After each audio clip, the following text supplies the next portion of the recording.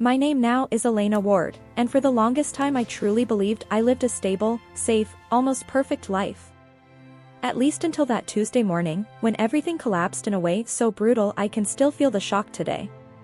I was sitting at my kitchen table, sipping my still hot coffee while reviewing our family accounts, a routine that usually gave me peace, control, illusion. The soft morning sun poured through the windows, and for a few naive seconds, I actually thought nothing could go wrong that day. When I clicked on my daughter's college fund, expecting to see the same numbers I had spent 17 years building, the ground disappeared beneath me. The page loaded, and the balance hit me like a punch to the chest. 0. My mind rejected it instantly. I refreshed the screen once.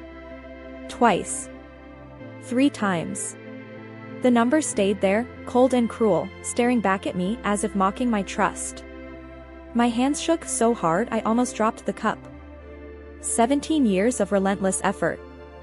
17 years of double shifts at the office. 17 years of buying the cheapest groceries, skipping vacations, stitching old clothes, all so my twin daughters, Lila and Naomi, could have the future I never had. And now, everything had vanished. Like smoke. Like someone had erased my life with a single click. I grabbed my phone with my heart pounding and called Marcus, my husband of 20 years. Straight to voicemail. I tried again and again. Nothing. My breath got tight, like something was squeezing my lungs from the inside. Marcus, call me now, I said in the message, my voice cracking. Something is very wrong. The college fund, the money is gone. And even as I spoke, a cold sensation crawled up my spine, because deep down, I already knew this discovery was only the beginning of the nightmare. I ended the call and just sat there, staring at the laptop as if the numbers might suddenly come back out of mercy. They didn't. That's when I heard footsteps thudding down the stairs, Lila and Naomi getting ready for school. My heart clenched. How was I supposed to tell them? How do you look your 17-year-old daughters in the eyes and say their future, the one you spent nearly 2 decades building, had vanished overnight? Morning, Mom, Lila said as she walked into the kitchen, her backpack hanging off one shoulder. She was the mirror of who I used to be, dark hair, focused brown eyes, always dreaming big. She had planned to study medicine at Stanford. Had planned. Naomi followed right behind her, already glued to her phone, fingers moving fast. She was our resident tech genius, the one who could fix anything with a keyboard and a shrug. She wanted MIT. Wanted. Both dreams, now shattered. I must have looked like a ghost because they froze as soon as they saw me. Mom? What happened? Naomi asked, lowering her phone, something she almost never did. My throat tightened. I opened my mouth, but nothing came out. How do you say words that you know will break them? How do you become the storm that ruins everything? Finally, in barely a whisper, I managed, the college fund, it's gone. I braced myself for tears. For anger. For disbelief. For the avalanche of questions I didn't know how to answer. But none of that happened. Instead, something completely unexpected unfolded. Lila and Naomi turned to each other, and the look they exchanged wasn't fear. It wasn't confusion. It was something sharper. Something secretive. Something that made my stomach flip in a way I couldn't explain. They smirked. They actually smirked. Mom, don't worry, Lila said, her voice unbelievably calm, almost serene. We handled it. My head snapped up. Handled it? What do you mean, you handled it? I asked, wiping the hot tears from my cheeks. Handled what? Naomi slid into the chair beside me and patted my shoulder gently, the way a parent comforts a child. Trust us, Mom, she murmured. Everything is going to be okay. I stared at them, completely unmoored. My world was falling apart in real time, and they were speaking in riddles, calm, steady, almost confident. And the worst part? They didn't look even remotely surprised. Not one hint of shock. Girls, I don't understand, I said, my voice cracking. The money for your future, it's gone. Your father isn't answering his phone. I don't know what happened or how to fix any of this. Lila and Naomi exchanged another glance, and this time, I caught something I had missed before. A glimmer. A spark. Not fear. Not heartbreak. But satisfaction. Mom, Naomi said softly, her tone dipping into something that made my stomach tighten, there are things you don't know yet. Things about Dad, things we found out. A chill crept across my skin. What things? I whispered. But before I could demand an answer, they were already grabbing their backpacks. We have to get to school, Lila said, stepping toward the door. But don't worry about the money, Mom. We promise everything is going to work out exactly the way it should. And then they were gone, leaving me alone in the kitchen, staring at a bank account that read zero, and realizing with growing dread that my daughters knew something about Marcus, something I didn't. What do you think happened to the money? And what secret do you think the girls are hiding? Tell me in the comments, and don't forget to subscribe so you don't miss the next chapter, where we dig into the truth about Marcus's betrayal. The rest of that Tuesday dragged on like a slow, suffocating nightmare. I called Marcus 17 more times. Every call went straight to voicemail, each unanswered ring slicing deeper into my panic. I couldn't focus on a single thing. My eyes kept drifting back to that bank statement, to that merciless zero, as if staring hard enough might force the numbers to change. By the time Lila and Naomi finally walked through the front door after school, I felt like I'd been pacing the living room for hours, trapped in my own house, trapped in my own fear. I had already called the bank twice, and both times they told me the same gut-wrenching thing: the withdrawal was legal. The account was accessed by an authorized user. Marcus had taken every last dollar. Mom, you look awful, Naomi said as she stepped inside. Did you even eat today? I hadn't. How could I think about food when everything I built for my daughters was collapsing? Sit, Lila said gently, guiding me to the couch. We need to talk. They sat in front of me side by side, no more smirks, no more secret glances. Just two girls who looked like they were about to change my world forever. What you're about to hear is going to hurt, Naomi said, pulling her laptop onto her knees. But you need to know the truth about Dad. My heart was already bruised and splintered, but something deep inside me knew it was about to break in ways I wasn't prepared for. Lila drew in a shaky breath before speaking. 3 months ago, she said, I was using Dad's computer to print my history report because mine had crashed. I accidentally opened his email instead of the printer settings. She paused, her eyes soft with pity. There were emails, Mom. Hundreds of them. A name slid off her tongue like poison.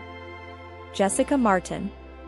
The moment I heard it, it felt like a blow to the ribs. I knew her.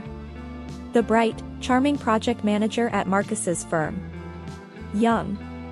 Pretty. Fresh degree. I remembered shaking her hand at last year's company Christmas party, never imagining she'd be shaking up my life too. Naomi turned the laptop toward me. We screenshotted everything before he could erase it. My stomach dropped as I stared at the screen. Email after email, my husband's words pouring out to another woman. The subject lines alone made my vision blur, missing you. Tonight can't come fast enough. Our future. Scroll, Lila whispered. I did. Even though every click felt like another blade twisting deeper.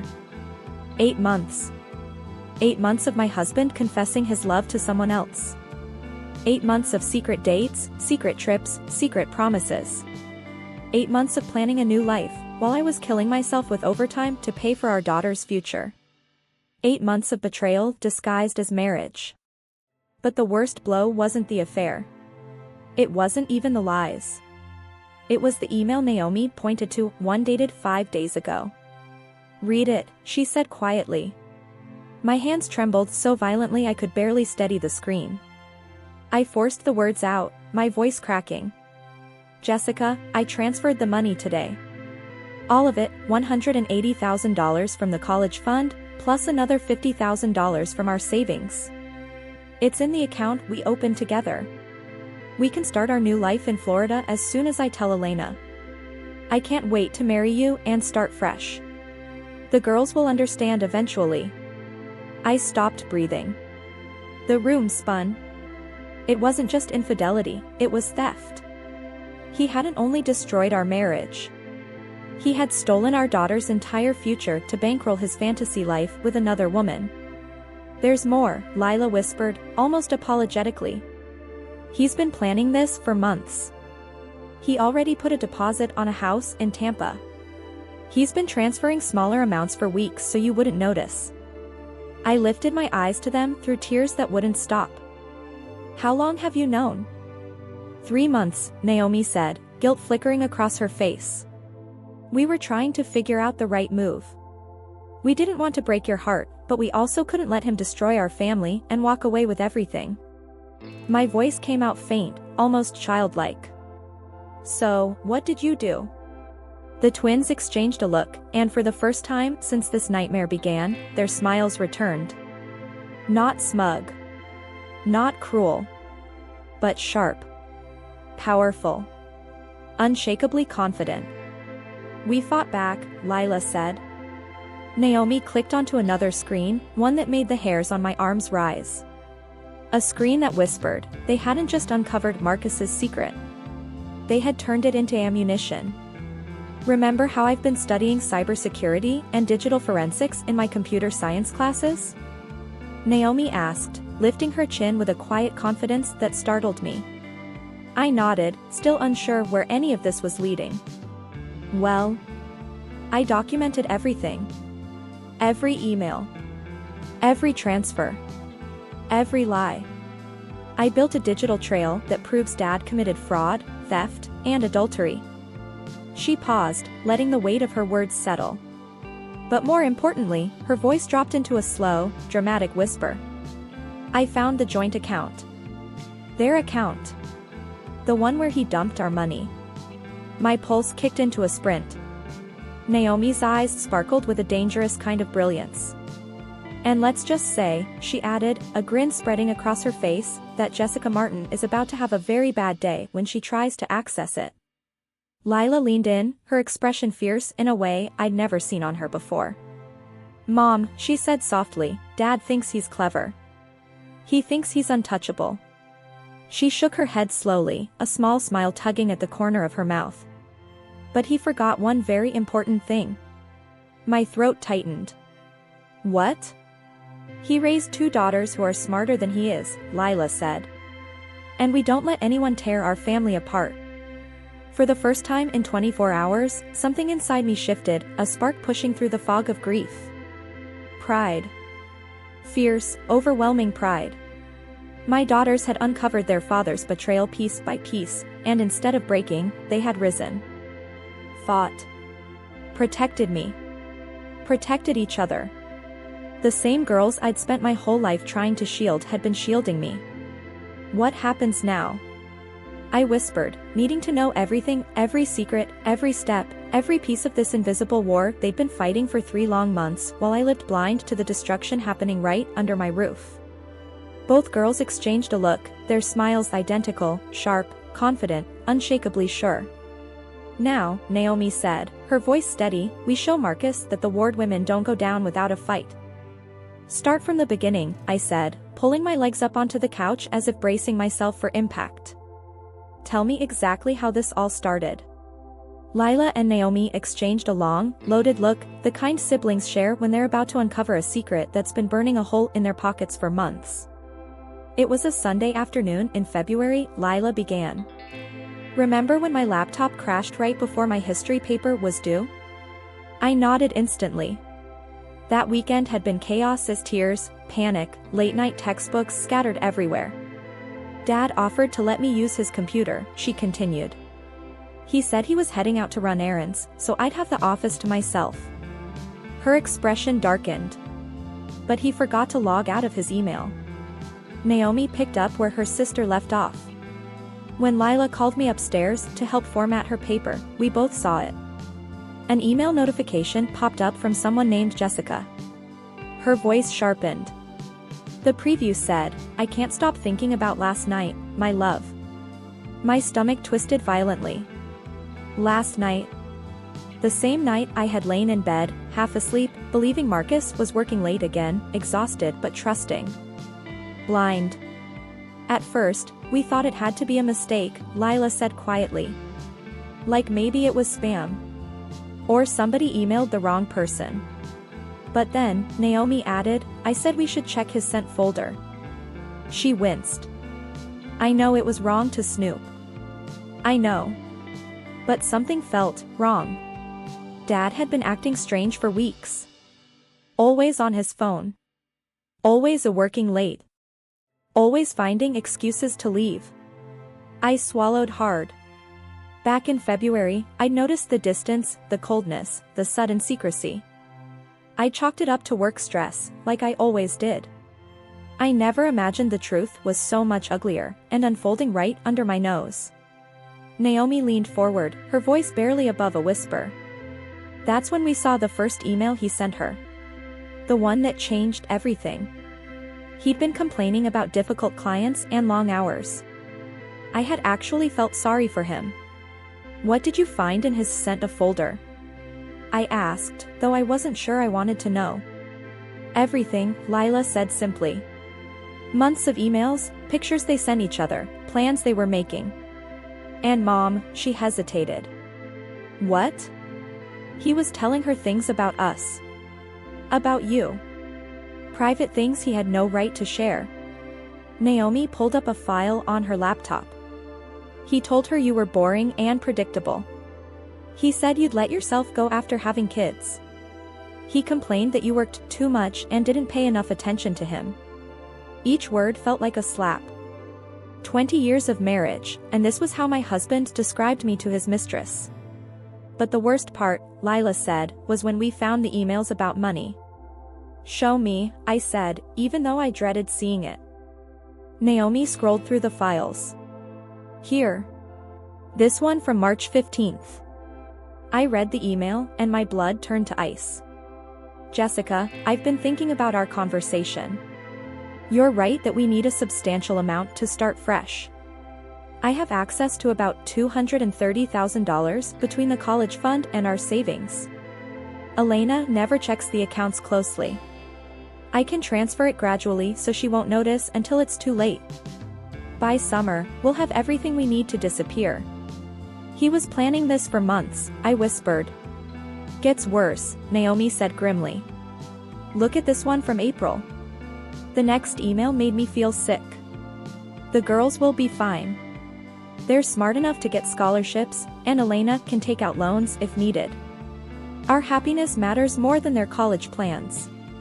We deserve this fresh start. I stared at the screen in disbelief. My husband was willing to destroy his daughter's futures for his own selfish desires. That's when we decided we had to do something, Lila said. We couldn't just sit back and let him ruin our lives. So, what did you do? I asked. Naomi grinned. For a moment, she looked like the mischievous little girl who used to hack into my computer to change her bedtime reminders. We started our own investigation. I used my computer skills to track Dad's digital footprint, every website he visited, every account he accessed, every transaction he made. And I handled the physical evidence, Lila added. I started paying attention to his behavior, documenting his lies, even recording some of his phone conversations when he thought no one was listening. You recorded him? I asked, shocked. Mom, we had to protect ourselves, Lila said firmly. Dad was stealing from us. We needed proof. Naomi pulled up another screen. Look at this. I tracked every penny he moved. Small amounts at first, just like he planned, $500 here, $1,000 there. Always on days when you were working late or busy with other things. I studied the spreadsheet my 17-year-old daughter had created. It was more detailed than anything I'd ever seen in my own accounting work. But here's the thing Dad didn't count on, Naomi said with a smile that was both proud and slightly scary. I didn't just track what he was taking. I figured out how to track where it was going. And once we found their joint account, Lila added, we realized we had the power to stop him. I looked at my daughters with a mixture of amazement and concern. What exactly did you do? Both girls smiled, and I saw a determination in their eyes that reminded me of myself at their age, fighting to get into college despite having no money. We decided, Naomi said slowly, that if Dad wanted to play games with our future, we'd show him how the game is really played. We spent weeks planning everything, Naomi continued, pulling up a folder on her laptop labeled Project Justice. We knew we had to be smarter than Dad, and we had to make sure he could never hurt you or us again. I stared at the folder, amazed that my teenage daughters had been running a secret operation right under my nose. The first thing we did was gather evidence, Lila explained. Real evidence that would hold up if we ever needed to go to court. Naomi clicked on a subfolder called Digital Evidence. The screen filled with screenshots, saved emails, and bank records. I learned how to capture everything without leaving any traces. Dad never knew I was documenting his activities. How did you get access to his accounts? I asked. Dad's not as smart as he thinks, Naomi said with a smirk. He uses the same password for everything, your birthday plus the year you got married. Once I figured that out, I could access anything. My heart sank a little. Even his passwords were about me. And yet, he was still planning to abandon our family. But we needed more than just digital evidence, Lila said. We needed to understand Jessica and what she really wanted. So, I created a fake social media profile, Naomi continued. I became Ashley Chan, a 25-year-old marketing assistant who just moved to town. I started following Jessica on Instagram and slowly became her online friend. I couldn't believe what I was hearing. You catfished your father's mistress? It was surprisingly easy, Naomi admitted. Jessica loves attention and validation. Within 2 weeks, she was telling Ashley everything about her life, including her relationship with a married man who was going to leave his wife for her. Lila pulled out a notebook filled with handwritten notes. While Naomi was working on Jessica, I was studying Dad's patterns. When he left the house, where he went, how long he stayed.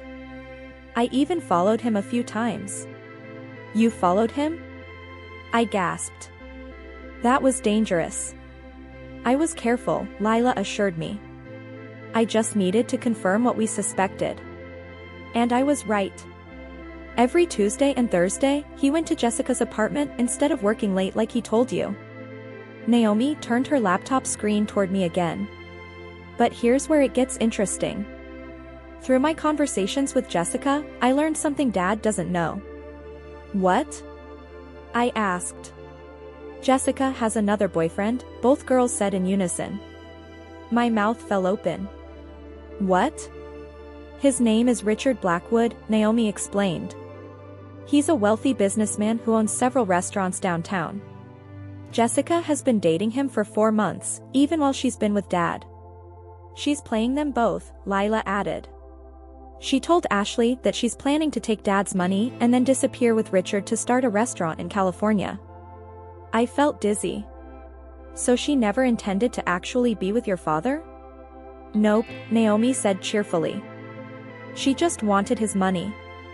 She even laughed about it to Ashley, saying, older married men are easy targets because they're so desperate to feel young again.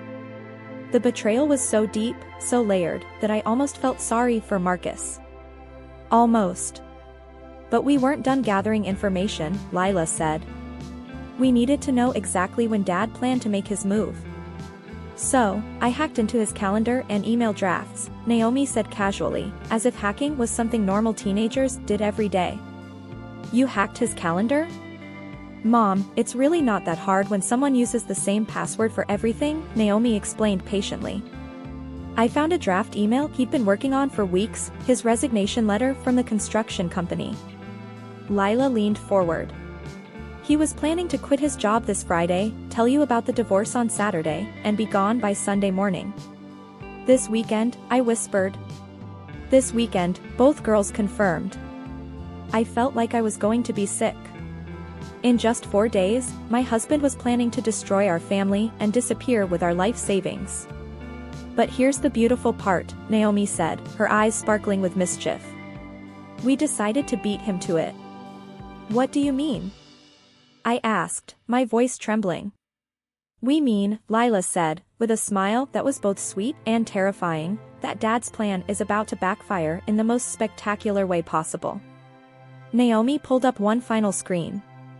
Mom, what would you say if I told you that as of yesterday, Jessica Martinez and Richard Blackwood know all about each other? And, Lila added, Dad's boss knows about him using company time and resources for his personal affairs. And, Naomi finished triumphantly, the money Dad stole from us is now safely back where it belongs. I stared at my daughters, speechless. They hadn't just discovered their father's betrayal. They had systematically dismantled his entire plan. Girls, I said slowly, my voice barely audible, what exactly did you do? Yesterday was the day we put everything into motion, Lila said, settling back on the couch with the confidence of a general who had just won a major battle. We called it Operation Karma, Naomi added, pulling up a timeline on her laptop. We had to time everything perfectly so Dad wouldn't have a chance to cover his tracks. I leaned forward, fascinated, and slightly terrified by my daughter's strategic minds. Phase 1 started at 9 a.m., Lila began. While Dad was at work and you were at the office, I went to his construction company. You went to his workplace? I asked, alarmed. I told them I was doing a school project about local businesses and needed to interview employees, Lila explained. But really, I was there to plant evidence where his boss would find it. Naomi pulled up a folder of photos. I printed some of Dad's most incriminating emails with Jessica, the ones where he talked about using company computers for personal business and taking long lunches to meet her. And I left them in the break room, Lila continued, right where I knew Mr. Patterson, Dad's boss, always gets his afternoon coffee. I made it look like someone had accidentally dropped them. I stared at my daughters in amazement. That's actually brilliant. Phase 2 happened at the same time, Naomi said. Remember how I'd been chatting with Jessica as Ashley Chen for weeks? I nodded. Well, yesterday I told Jessica that I'd seen her boyfriend Richard at a restaurant with another woman.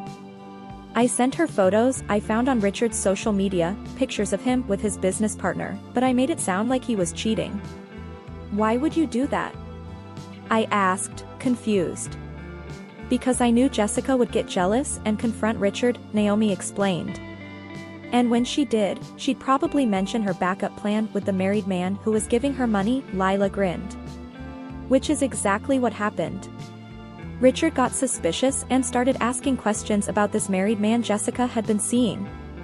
So I helped things along, Naomi continued, by anonymously sending Richard screenshots of Jessica's social media posts from her dates with Dad, pictures of expensive dinners, jewelry, weekend trips, all paid for with our family's money. I felt a sick satisfaction imagining Jessica's web of lies finally unraveling. Richard was furious, Lila said.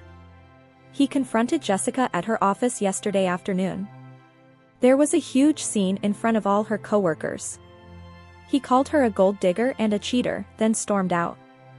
But the best part, Naomi added with glee, was that Jessica immediately called Dad, crying and begging him to come comfort her.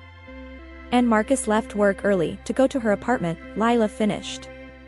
Which meant he wasn't there when his boss found those emails in the break room. I was starting to see the beautiful complexity of their plan. So Mr. Patterson discovered Marcus's misconduct, while Marcus was off consoling his mistress? Exactly, both girls said together. But we weren't done, Naomi said, pulling up another screen. Phase 3 was the most important part. The money, I whispered. The money, Lila confirmed. While Dad was dealing with Jessica's meltdown, and his boss was discovering his emails, Naomi said, her voice steady with pride, I was executing the most crucial part of our plan. Naomi's fingers flew across the keyboard. I'd been monitoring the joint account Dad opened with Jessica for weeks, she said. I knew all the login information, the security questions, everything. How? I asked, wide-eyed. Dad used your maiden name as the answer to the security question, Naomi said with a roll of her eyes. And Jessica's birthday as the pin. Men are so predictable.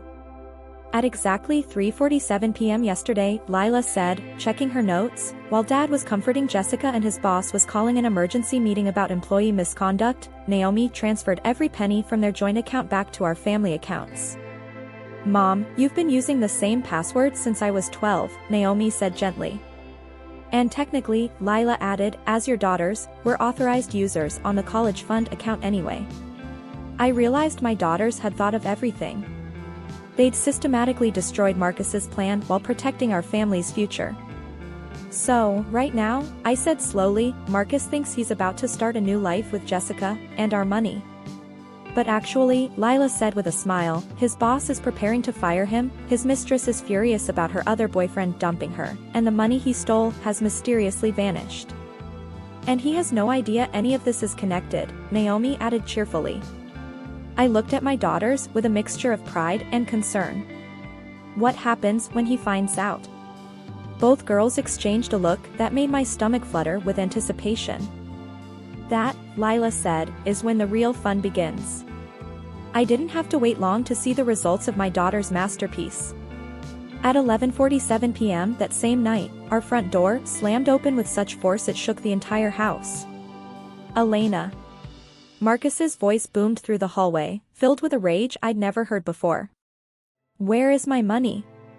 I was in my pajamas, having just finished processing everything the girls had told me. Lila and Naomi were supposedly asleep upstairs, but I knew they were probably listening to every word. Marcus stormed into the living room, his face red and hair disheveled. His usually perfect appearance was completely destroyed. His shirt was wrinkled, his tie was missing, and he looked like he hadn't slept in days. What money? I asked calmly, though my heart was pounding. Don't play dumb with me, he shouted, pointing an accusing finger at me. The account is empty. Every penny is gone. I stood up slowly, meeting his furious gaze with a steadiness that even surprised me. You mean the money you stole from our daughter's college fund? His face went pale. How did you? How did I find out about Jessica? I finished for him. About your plan to abandon your family and start a new life in Florida. About the house you put a deposit on in Tampa. Marcus's mouth opened and closed like a fish gasping for air. Elena, I can explain. Explain what? I asked, my voice growing stronger with each word. Explain how you've been lying to me for 8 months. Explain how you were planning to steal our daughter's futures. Explain how you called me boring and predictable to your mistress. You don't understand, he said desperately.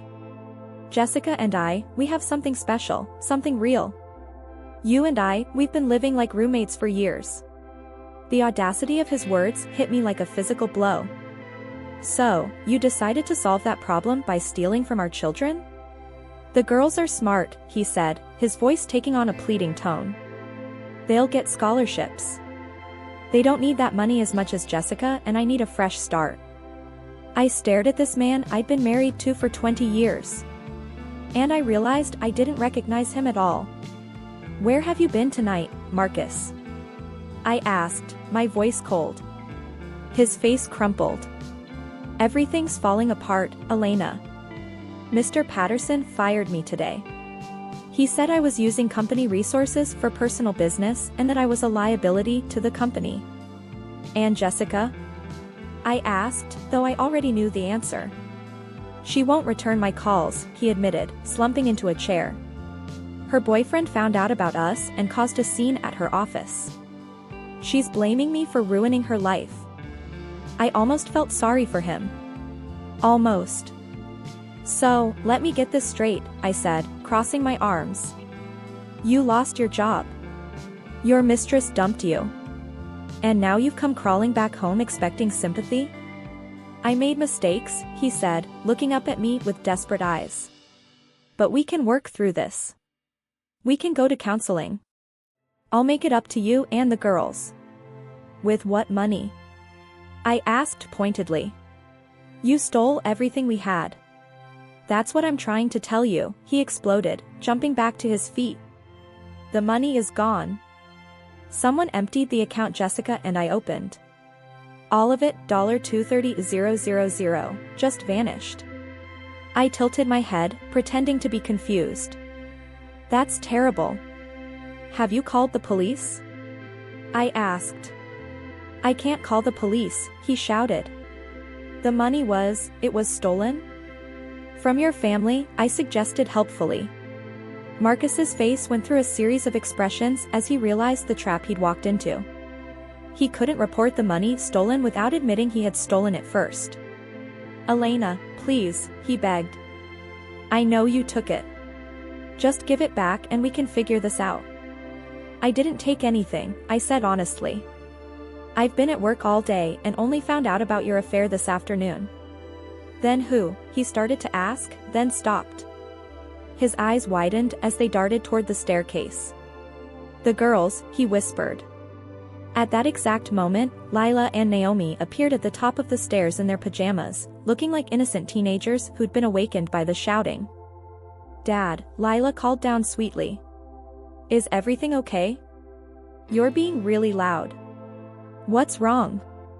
Naomi added, rubbing her eyes like she'd just woken up. Marcus stared at his daughters, and I could see the exact moment he realized he'd been outplayed by two 17-year-olds. You, he said slowly, pointing at them. You did this. Both girls looked at each other with perfectly innocent expressions. Did what, Dad? They asked in unison. And that's when Marcus completely lost control. His face turned purple with rage as he stared at our daughters. You little, he started, then caught himself. Even in his fury, he knew better than to say what he was thinking. Girls, come down here, I said firmly. I think it's time we all had an honest conversation. Lila and Naomi walked down the stairs with the calm confidence of people who held all the cards. They sat on the couch across from their father, looking like they were about to deliver a business presentation. Dad, Lila began, her voice steady and mature, we know everything. Every lie, every stolen dollar, every promise you made to Jessica about abandoning us. We have recordings of your phone calls, Naomi added, pulling out her phone. Screenshots of every email, bank records showing exactly when and how you stole from us. Marcus's mouth opened and closed several times before he found his voice. You've been spying on me. We've been protecting our family, Lila corrected. Someone had to, since you clearly weren't going to. You have no idea what you've done, Marcus said, his voice shaking. Jessica and I had plans. We were going to start over, build something beautiful together with our college money, Naomi said flatly. Money Mom saved for 17 years while you pretended to be a loving father and husband. And about Jessica, Lila continued with a small, sharp smile. You should know she never planned to stay with you anyway. Marcus's face went white. What are you talking about? Naomi pulled up her laptop and showed him screenshots of conversations between Ashley Chan and Jessica. She was using you, Dad. She has another boyfriend, Richard Blackwood. She was planning to take your money and disappear with him to California. She called you a desperate old man who was easy to manipulate. Lila added, reading directly from the screen. She said, older married men always think they're getting a young girlfriend, but really they're just being used for their money. I watched Marcus's face crumble as he realized the full depth of his betrayal and stupidity. He'd destroyed his family for a woman who was playing him just as badly as he'd been playing me. This is impossible, he whispered. Jessica loves me. She told me so. Jessica loves money, Naomi said bluntly. And now that Richard dumped her because of you and you've lost your job, she has no use for either of you. Marcus slumped in his chair, looking older than I'd ever seen him. What do you want from me? The girls looked at each other, then at me. We discussed this part earlier after they told me everything. We want you to leave, I said simply. Tonight. Pack your things and go. This is my house, too, he protested weakly. Actually, it's not, Lila said, pulling out a folder of documents. Mom's name is the only one on the mortgage. You signed a quitclaim deed 5 years ago when we refinanced. Remember? You said it would be better for taxes. Marcus stared at the papers, realizing another way his own decisions had trapped him. We've already contacted a lawyer, Naomi continued. We have enough evidence to press charges for theft, fraud, and embezzlement. But we're willing to make a deal." "What kind of deal?" Marcus asked suspiciously. "You signed divorce papers giving Mom everything?" Lila explained. "You give up all parental rights to us. You agree to leave town and never contact any of us again. In exchange, we don't press criminal charges." "You can't be serious," Marcus said, looking at me desperately. "Elena, they're just kids. You can't let them destroy our family like this." I looked at this man who had been my husband for 20 years, who had fathered my children, who had shared my bed and my dreams, and I felt nothing but disgust.